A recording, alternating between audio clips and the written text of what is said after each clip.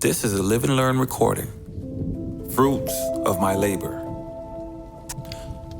Early in the morning, in the middle of a windy night, a young farmer suddenly awakes from his slumber, eyes wide open, intently staring into the pitch blackness of his room in an aged farmhouse, fairly advanced in years to still be standing, with nothing to see, yet sounds abound, such as the wind blowing through the exposed wood above the kitchen windows.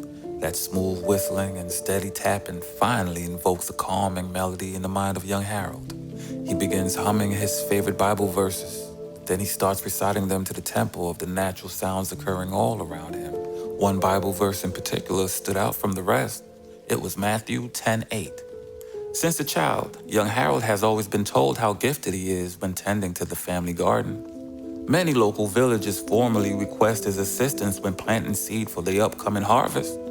Finally of age to plant, grow, harvest, and prepare his own bounty for the market, Harold sets out executing his most perfect vision for selling all his crops, and with great personal fanfare, pay off the rest of the mortgage on the old farmhouse. Harold lived with his mother, Mrs. Farming. She was a widow and a breadwinner for herself and young Harold until one unfortunate day she fell ill and could no longer care for the garden herself.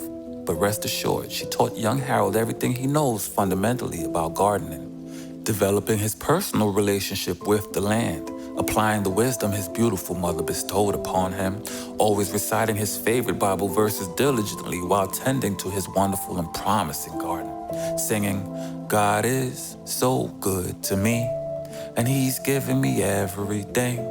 I love him and think his thoughts, only doing what he wants me to do." Harold is now a true believer that freely you have received, freely you give.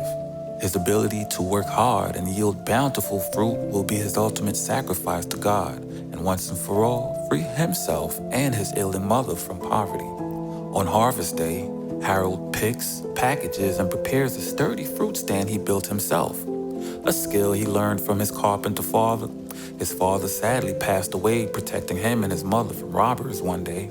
They knew about the family savings in the old farmhouse. But now, constantly looking forward to brighter days and the eternal love from his parents, he packs his trusty mule and jubilantly head to market, blissfully smiling as bright as the sun was shining, except for the one tooth missing.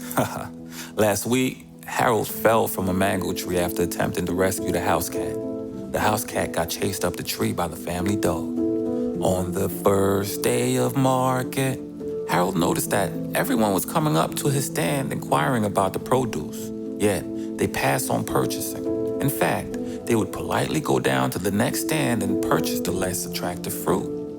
Puzzled as Harold was, and ardent in the word, he took it as a sign that it was indeed time to give freely of his hard work, gifts, and talents, which to him at the moment was his fully packed fruit stand.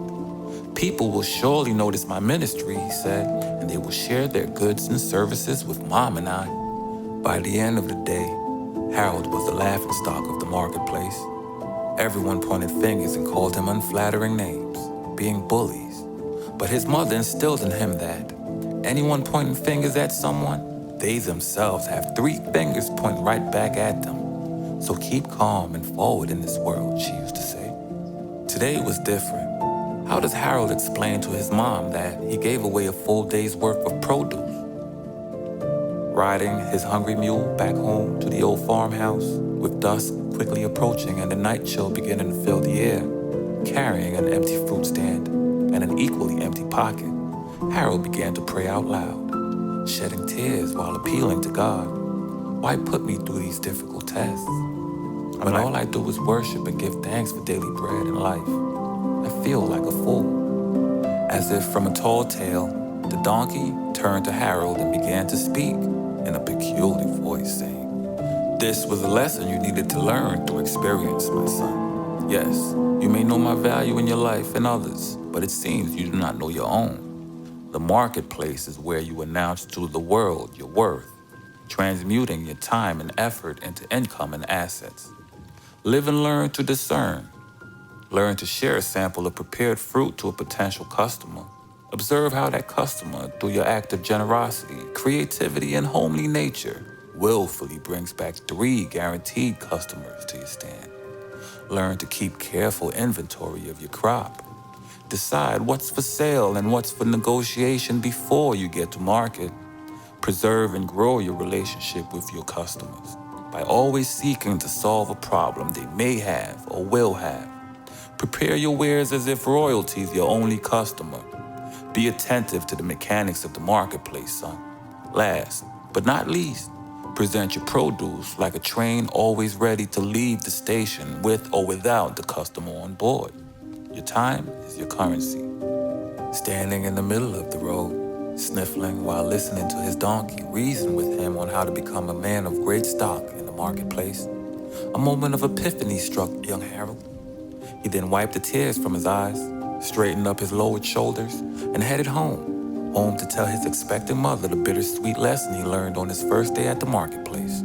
His wise and patient mother, knowing all too well the growing pains of serving God and serving the world, prepared a pot of hot chocolate and a warm slice of pound cake for young Harold while he spoke. He said, "Mom, I applied the word of God today.